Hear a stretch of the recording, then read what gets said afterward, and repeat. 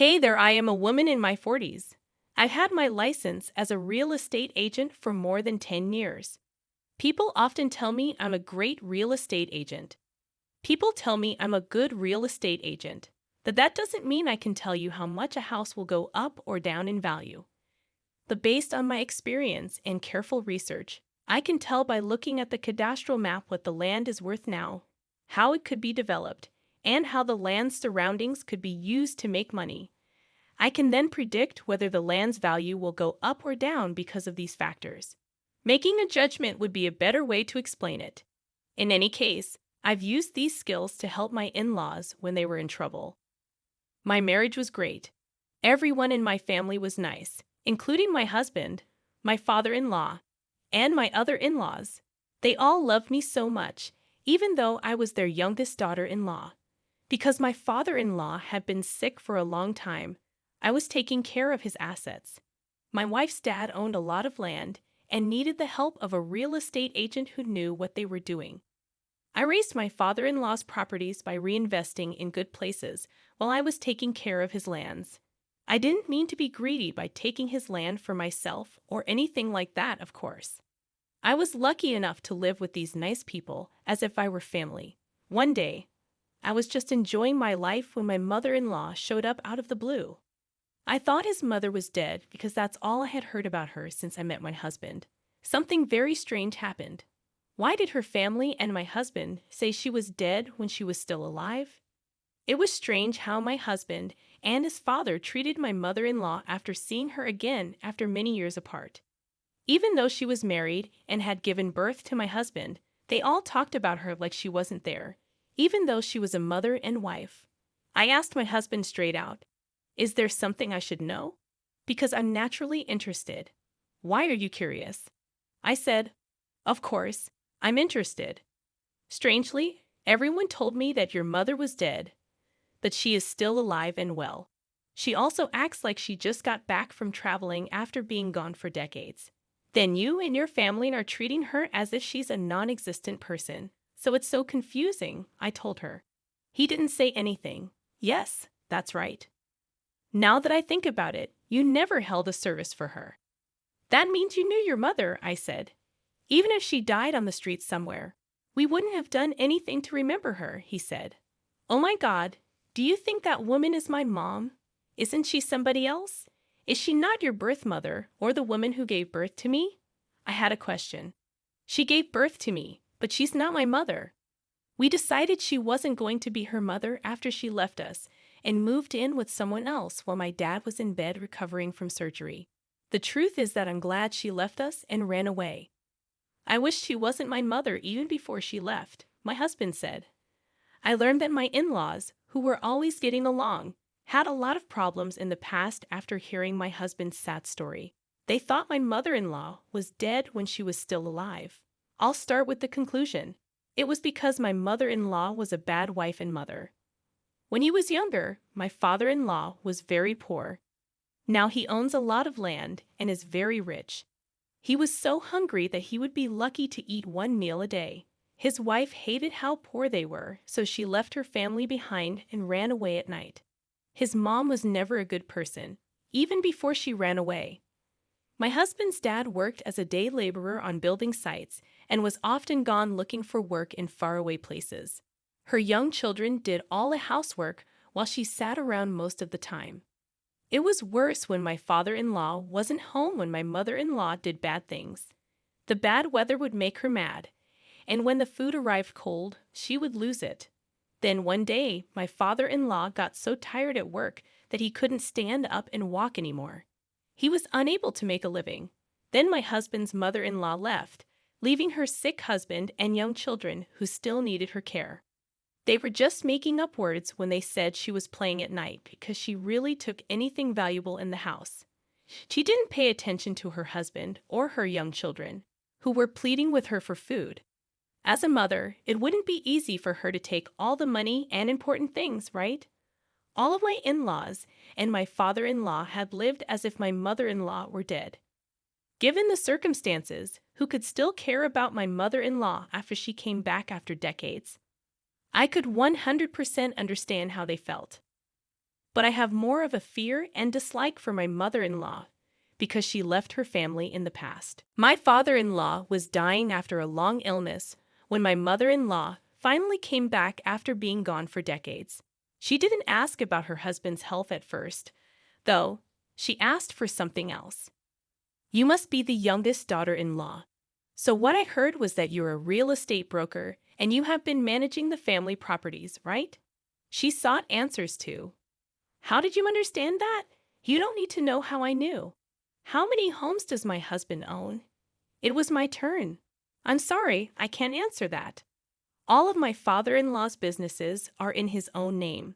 Get permission from my father-in-law if you're really interested. Have you heard from my husband? I told her that the one who is married to your father-in-law is me. I heard. I added, why aren't you my mother-in-law? She's not even the mother of my husband and his family. Ha! Since he was a kid, my youngest son has been stupid, so how did he get a wife like you? Hello, my name is Mary, and I'm your mother-in-law. You should be careful because I don't think someone like you could be my mother-in-law. I'm not that simple, she said. Are you being territorial right now? I inquired. You'll find out soon whether it's my being territorial or not, she said. After that, I began to look into my mother-in-law's life. It was clear that she had come back with a different goal in mind, to steal the inheritance. But I still needed to be sure every once in a while. People can turn over a new leaf at the end of their lives after having done many bad things. After a bad event, I had to make sure that my mother-in-law's comeback after decades wasn't a one-of-a-kind case, and that she wasn't trying to get the inheritance like I thought she was. Then I had to figure out how to keep my in-laws safe from her evil greed. Also, who said, perhaps turns inevitably. Like I thought she would be, my mother-in-law was just like that. It wasn't a surprise that my mother-in-law left her family and ran away at night over the past few decades. She had been cheating on other people and stealing from them her whole life. People thought it was cute that she lived off of other people's money and never paid it back, even though she had a criminal record for many frauds, because she was a terrible con artist. Once I knew who my mother-in-law really was, I checked to see if the cops or FBI had put her on a list of people they wanted to catch.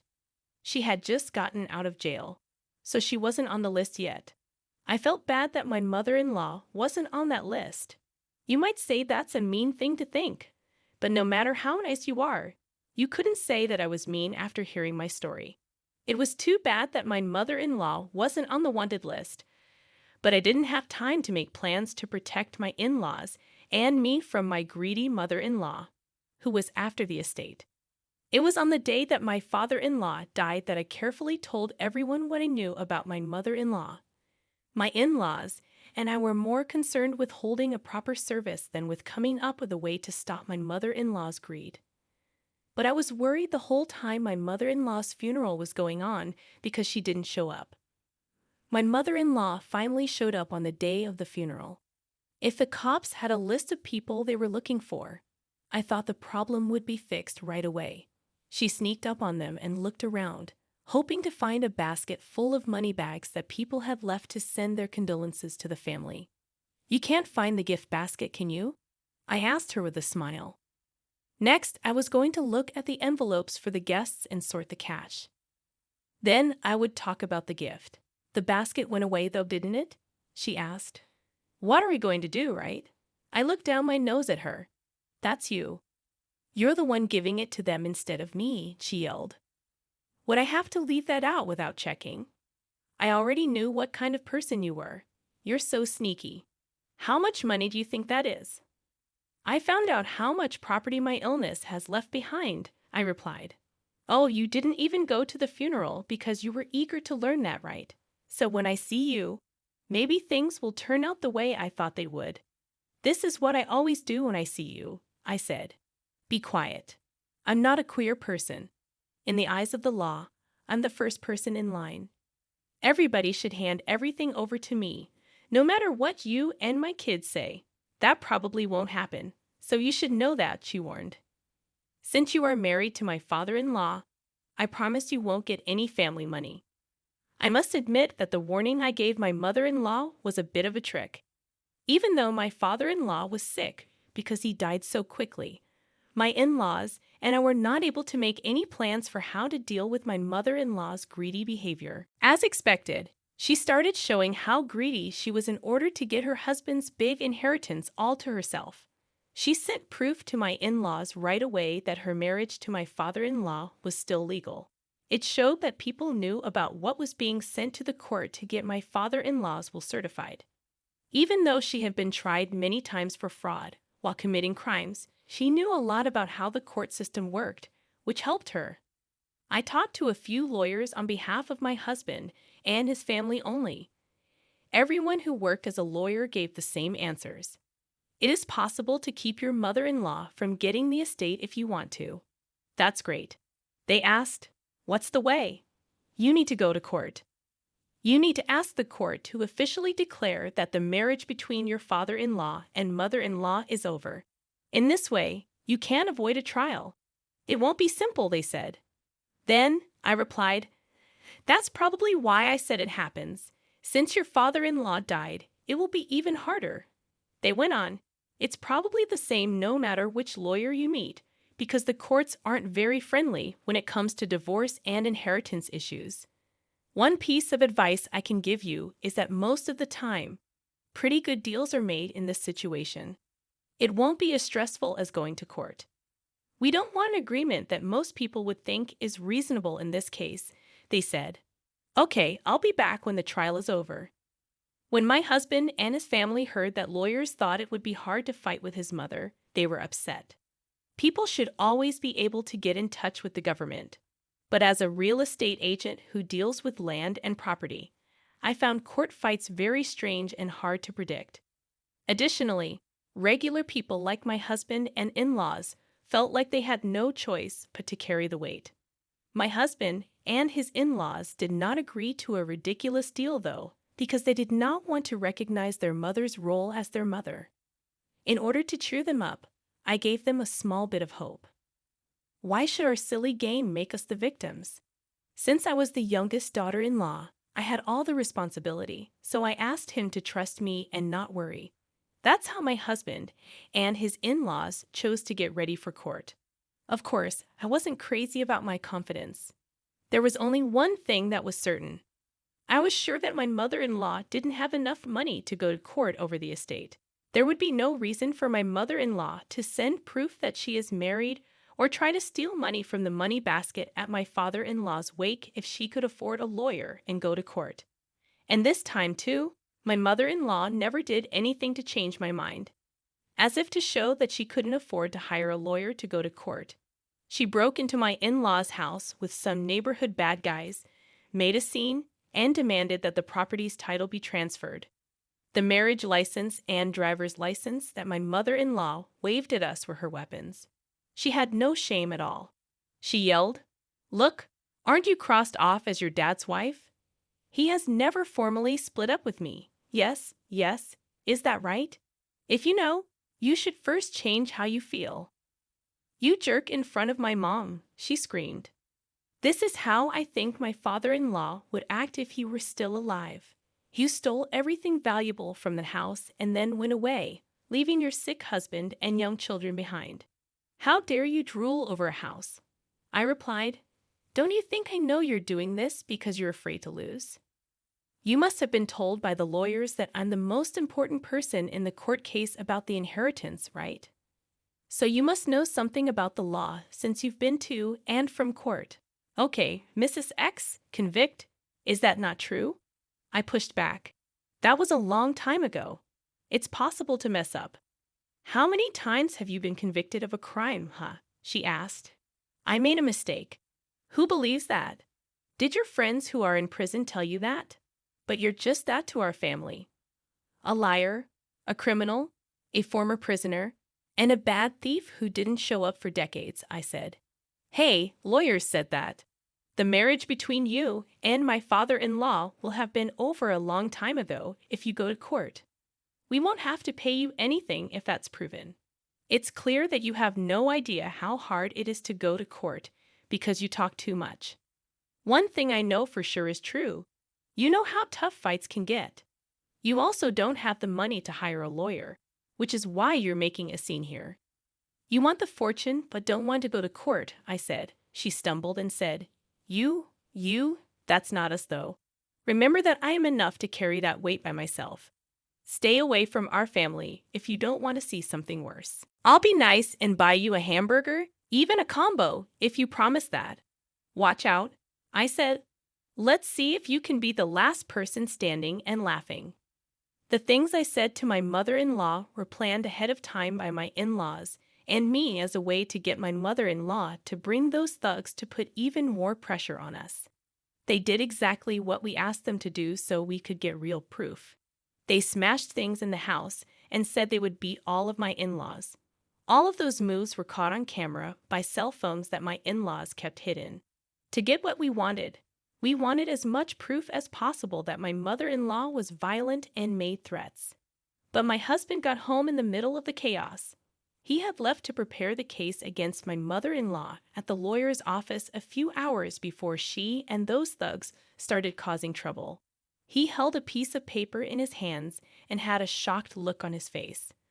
My in-laws were also stunned when they saw the piece of paper. It was clear that they were feeling completely hopeless. The paper was quickly taken away and read with great pleasure by my mother-in-law. My husband found my father-in-law's will after the fact.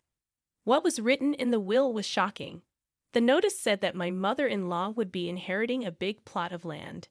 If things keep going this way, the family will see my mother-in-law as their mother, and it will give my mother-in-law the land and everything else they own. The land that was left to the family in the will was so big that it could fit several soccer and baseball fields.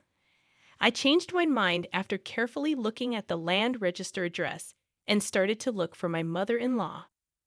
Let me tell you the truth, I said. It was all a lie to talk about the court case. Since you are legally married to my father-in-law, I really didn't think we would win the hearing. You're good at going into great detail about things that are clear. Still, wouldn't having the land and it will be enough to make all your dreams come true. How do you know I'm a licensed real estate agent? It's big enough to hold a lot of soccer and baseball fields, I thought. Then there was a small smile on my mother-in-law's face. Using my energy to help me, I kept convincing her. To be honest, we don't think we can win the court case. However, if things go this way, you will also have to go through a lot of mental pain. Do not worry. Have you ever seen a rich person lose a case? It's something I've never seen before, doesn't it? This case will go all the way to the Supreme Court when it starts. Because of this, you won't be able to get your fortune until the hearing is over. First, I'm going to file an order to stop you from getting it. It will take at least a few years to go through all the requests to get the money. How could you wake up after all those years of worry when that great land was right there in front of you? What do you want to say? We should find a middle ground instead of going to court with each other. You will get the land and finish it instead. Please just write a note of promise. For the land written in the will, you will give up the rest of your inheritance and leave the rest behind. You can choose to take that huge piece of land right now without any trouble, or you can fight with everything you have for years and go to court to get everything written in the will. I want to stress again that the land mentioned in the will is huge, enough to fit many soccer and baseball fields, I said. If I sell that much land, I will have enough money to live on for the rest of my life without having to work. My mother-in-law said, "That's a great deal, kid. May I just sign and put my thumbprint here? Without a doubt, it will happen, right?" "Should we get ready right away with the ink stamp?" she asked excitedly. "Now you're finally making sense." "This is something you should have done a long time ago," I told him. My wife's mother got very excited and signed a promissory note that said she would only inherit the lands listed in the will. She gave up her right to receive the rest of the estate and signed it with her thumbprint. We had it notarized. She had no idea what bad things would happen next. My wife's mother called a few days after she signed a note promising to take only the land listed in the will. When I talked to my mother-in-law on the phone, her voice was weak and whiny. "As planned, sweetheart. I just came to check out the land I inherited. there's a problem. How is the land? How is it that there are mountains on all four sides? There aren't any roads or houses nearby, she said. To be polite, I asked, is there anything else? A hiker says this land is a refuge of some kind, she said. So, you're in the mountains now. I had a question. That's correct. She told him, I think I must have come to the wrong place. I think you went to the right place. What if the land is a safe place? A place where nature can be protected. Don't even dream about growth or anything like that. Be careful as you go down. You could hurt a natural habitat, and that would add another crime to your record, I told him. After I said that, I put the phone down. Finally, my husband, my in-laws, and I cheered. How did that take place? Weren't we sucked dry by my mother-in-law the day she broke into my in-laws' house with those thugs? When I looked at my father-in-law's will, I saw that my mother-in-law got a huge piece of land. I was sure that the land was my father-in-law's punishment and a threat to my mother-in-law. It was true that the land was big enough for many baseball and soccer fields. What was important was the type of land it was on. It was in the middle of nowhere, in the mountains, away from any roads or towns. There have been no plans for growth at all. It was an area for protecting nature that could never be built on. That being said, the market price was already very low, and there was no chance that it would go up. I knew that because I had been in charge of my father-in-law's land for a long time. There was no way we didn't know it, but everyone did. I even got my mother-in-law to agree to give up other inheritances at the end of the fake plea. When my mother-in-law got the land that couldn't be quickly sold and turned into cash, she couldn't even pay the estate taxes. She lost all of her money. As planned, she called me one more time because she was so desperate. The caller made threats and asked for money. She asked, "Now, what are you going to do?" I laughed. It was written down that she would give up her right to other inheritances. And I even had video of her breaking into my in-laws' house and threatening and harassing us. I told her in a mocking way that she could do anything to go back to jail. With a sigh, my mother-in-law hung up the phone and didn't answer again that day. Finally, there was peace between my in-laws and me again. In today's language, my father-in-law got even by working with his four sides and his daughter-in-law, who was a real estate salesman. Now I'm raising the value of the assets by taking care of my in-laws' fortune, which was a gift from my father-in-law. Because none of our kids are like my mean mother-in-law, my husband, and I have become great parents. How did she get away? Every year, she gets caught up in the Paladin mess because she hasn't paid her estate and land taxes on time. My in-laws and I had dinner together yesterday. All over again. I thought they were all very nice and kind people. That makes me miss my husband's dad even more. We love each other, and I want to spend the rest of my life living happily ever after. Father, please keep an eye on us. Please cheer for me and leave wise words in the area for comments. It really helps me when you click like and subscribe. Have a great day.